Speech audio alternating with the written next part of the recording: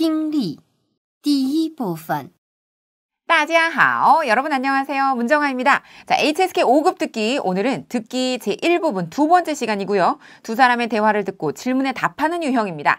지난 시간에 이어서 오늘 이 시간에도 듣기 1부분 보기 분석 요령에 대해서 안내해 드리도록 하죠. 자, 첫 번째 해야 될 일은 뭐나 뭐 뒤에 세로줄 긋기?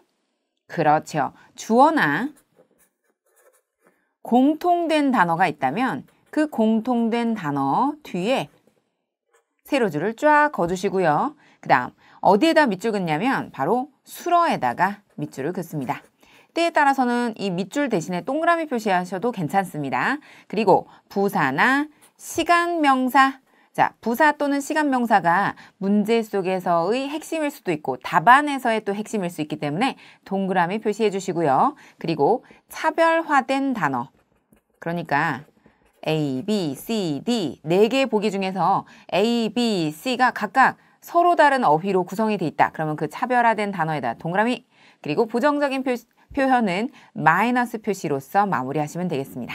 자, 이어서 오늘 풀 문제의 핵심 팁. 오늘은 좀 다양합니다. 풍부한 내용이 다뤄지는데요.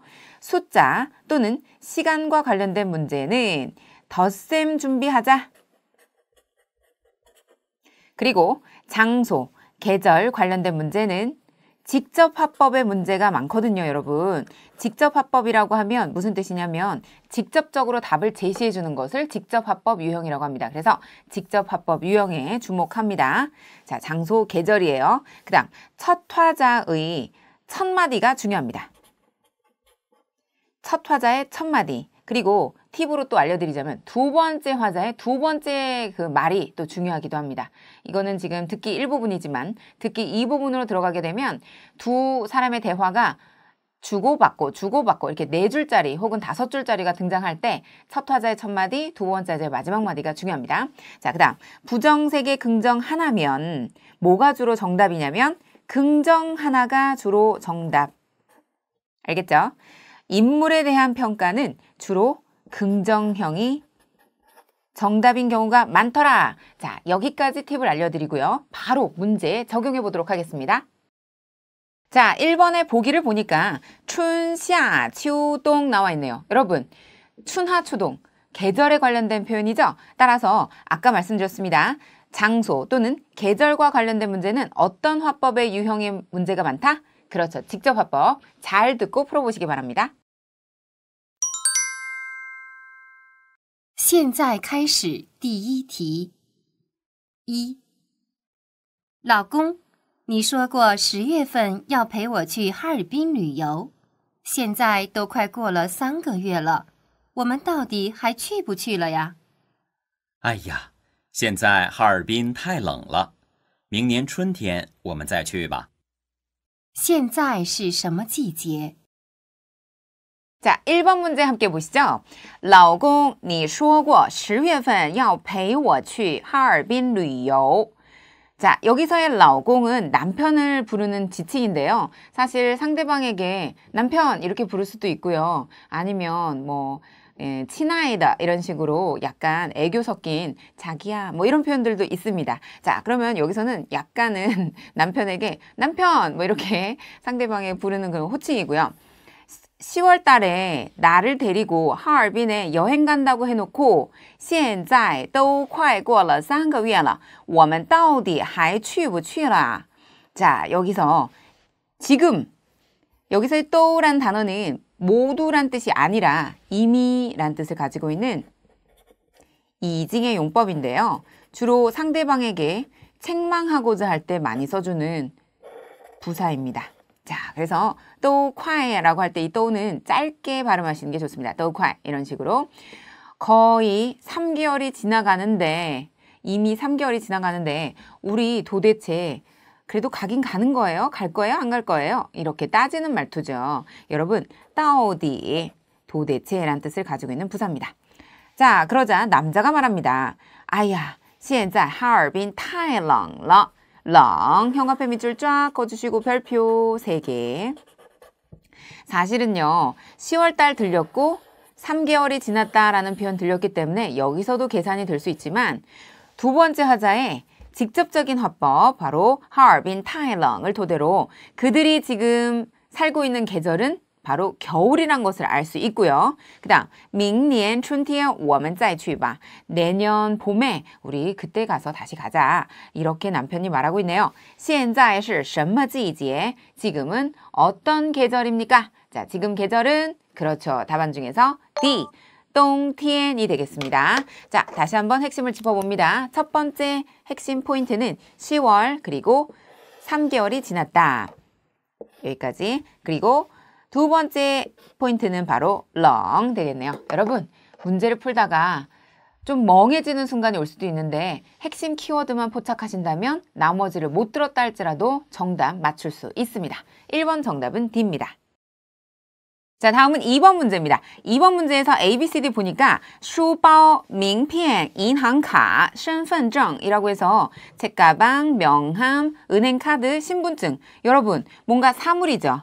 그러면 무엇인가 사물이 나올 수 있지만 요즘 HSK 패턴은 뭐냐면 하나만 나오는 게 아니라 두 사람의 대화 속에서 2개 내지는 3개가 나오기도 합니다. 심지어 4개가 다 나열되기도 하거든요. 따라서 남녀 두 사람이 무슨 화제에 대해서 뭘 묻고 무엇을 답하는지 표시해 가면서 들으셔야 됩니다. 자, 준비되셨죠? 잘 들어보시기 바랍니다. 2. 亲爱的，把身份证递给我吧，在钱包里。钱包里只有几张银行卡，没有身份证。你是不是拿出来了？女的想要男的帮她拿什么东西？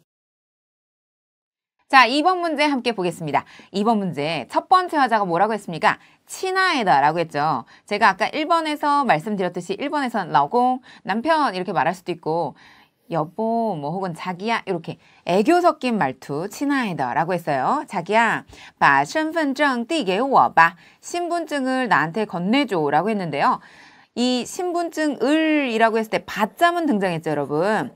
듣기평가 문제에서 이 받자가 등장하면 받자 뒤에 이 단어가 핵심어로서 본문에, 그러니까 질문에 정답일 가능성이 매우 높습니다. 자, 일단 체크해봤고요. 그 다음에 递给我 할 때 递는 건네주다 라는 뜻을 가지고 있는 동사예요. 누구에게 건네주냐면 나한테 건네주세요. 나한테 건네줘. 在钱包里 지갑 나왔네요. 자, 아까 보기 중에서 지갑 없었습니다만 신분증 있었고요. 그 외에도 뭐 명함이라든지 은행카드 있었는데 계속해서 또 두 번째 화자가 뭐라고 말하는지 보겠습니다. 자, 지갑 안에 신분증 달라고 그랬어요. 钱包里只有几张银行卡. 네, 은행카드 등장했네요. 没有身份证. 신분증은 없는데, 자, 신분증 달라고 했는데 신분증 없다고 대답했습니다. 그 다음, 你是不是拿出来了? 당신 꺼낸 것 아니야? 꺼내놨던 것 아니야? 라고 물어봤어요. 자, 질문도 잘 들어야겠죠? 女的想要男的帮她拿什么东西? 여자가 남자더러 그녀를 도와 무슨 물건을 꺼내달라고 했는가? 라는 질문이에요. 拿什么东西? 자, 그러면 2번 반복되었던 바로 여자가 요구했던 신분증 그리고 신분증 없어 라고 얘기했기 때문에 무엇을 꺼내야 되냐면 바로 신분증 되겠네요. 정답은 D, 身份证입니다. 자, 다음은 3번 문제입니다. 3번 문제의 A와 C는 난더와 뉘더예요. 그런데 B와 D는 小陈, 小陈이죠. 그래서 이렇게 서로 다른 형태의 주어가 있을 경우에 여러분 현혹되지 마시고 똑같은 보기는 이렇게 묶어주시면 됩니다. 그 다음 뒤에 수러 위주로 체크를 하는데요. 倒霉, 운이 없다, 재수가 없다 라는 뜻이고 乐观, 낙관적이다, 긍정이죠. 天天哭, 날마다 운다, 부정적이고요. 心脏不好, 不好, 부정적이네요. 자, 이렇게 부정 3개, 긍정 하나가 나올 경우 뭐가 답일 확률이 높다? 긍정 하나가 답일 확률이 높은데 정말 그런지 들어보시죠. 3. 小陈心态真是不错，别人遇到这种事还不得天天在家哭？要是我的话，肯定接受不了这个事实。根据对话可以知道什么？ 자, 3번 문제 잘 들어보셨죠? 여러분, 남자가 했던 말 가운데 제가 어떤 말이 가장 중요하다고 했나요? 그렇죠.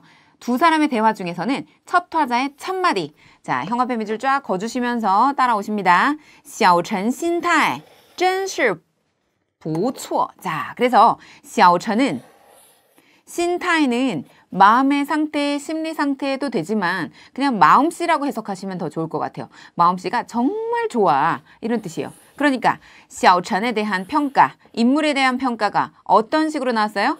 긍정으로 나왔죠. 여러분 사실은 뒷부분은 들어볼 필요도 없습니다. 이렇게 해서 그냥 질문이 만약에 뭐 小陈心态怎么样 이렇게 묻거나 아니면 오늘 문제처럼 根据对话可以知道什么 라고 묻는다면 답안 바로 B. 小陈很不错,很乐观. 그렇죠. 小陈很乐观. B라는 답을 도출해낼 수 있는 중요한 대목이었습니다. 꼭꼭꼭 명심해 주세요. 시험에선 이렇게 나옵니다. 小陈은 사람이 아주 좋다 해서 첫 화제 첫 마디. 뒷부분은 참고로 제가 들려드립니다. 别人遇到这种事还不得天天在家哭. 다른 사람이 이런 일을 만나게 되면 날마다 집에서 울걸? 이렇게 얘기했어요. 네, 울 거야. 자, 그러면 이건 다른 사람은 운다는 얘기지 小陈이 날마다 집에서 운다는 얘기도 아니고 여자가 날마다 운다는 얘기도 아니기 때문에 B 답안이 오답임을 알 수 있습니다. 자, 계속해서 여자는 말합니다. 要是我的话,要是什么什么的话 접속사 만약 뭐뭐라면 만약 나라면 肯定接受不了这个事实接受 역삼각형, 事实 삼각형 해주시고요. 틀림없이 이런 사실을 받아들일 수 없을 거야 라고 얘기했습니다. 자, 대화를 통해서 알 수 있는 바는 바로 小陈很乐观 B가 정답이 됨을 알 수 있었죠. 자, 뿐만 아니라 부정 3개에 긍정이 하나가 나오면 뭐가 답일 확률이 높다고요? 그렇죠. 긍정 하나가 정답일 확률이 높다라는 것도 다시 한번 확인할 수 있었습니다. 자, 여러분 오늘은 듣기 일부분에 관련된 문제 3문항을 풀어봤습니다. 우선 1번 문제에서는 숫자와 시간 관련된 내용이 나왔었습니다. 10月份, 그 다음에 过了3个月了. 근데 남자가 했던 말 중에서 하얼빈 太冷, 특히나 现在哈尔滨太冷 통해서 요 시간 관련된 내용뿐만 아니라 계절과 관련된 내용이 나온다면 시간은 여러분들이 덧셈 준비하시면 되고 계절 관련된 건 직접 화법 유형이기 때문에 들린 대로 그냥 정답을 골라주시면 됩니다. 그래서 지금 계절은冬天, 겨울이다. 이런 답안을 우리가 골랐었죠. 그 다음 두 번째 문제에서는 첫 번째 화자가 친화이다 그러면서 把身份证 할 때 그 身份证이라는 핵심 키워드 뭐예요? 바로 첫 화자의 첫 마디가 중요하다는 것을 다시 한번 느껴볼 수 있었던 2번 문제였습니다. 자, 다음 부정 3개에 긍정 하나면 긍정 하나가 주로 정답이라는 것을 우리가 3번 문제에서 체크할 수 있었는데요. 특히나 인물에 대한 평가는 주로 긍정형의 답안이 정답이고 또 이렇게 부정 3개 긍정 하나거나 또 때에 따라서는 요즘 시험에서는요. 부정 2개에 긍정 2개가 나오기도 합니다. 그래도 부정 2개에다 이렇게 표시를 해놓되 인물에 대한 이야기가 나온다? 이 사람 어때 이렇게 평가할 때 첫 마디 딱 듣고 나서 긍정형이다. 그러면 긍정형으로 답을 골라주시면 되는 거죠. 네, 이렇게 해서 문제 풀 때는 정말 잘 듣는 것도 중요하지만 스킬 또한 대단히 중요하기 때문에 핵심 팁으로 알려드린 이 스킬들 반드시 여러분 것으로 만드셔서 실제 시험에서 고득점 받으시기 바랍니다. 자, 그러면 다음 이 시간에도 듣기 제1부분에 대해서 열심히 우리 내공을 다지기로 하고요. 여러분 수고 많으셨습니다. 大家辛苦了，再见。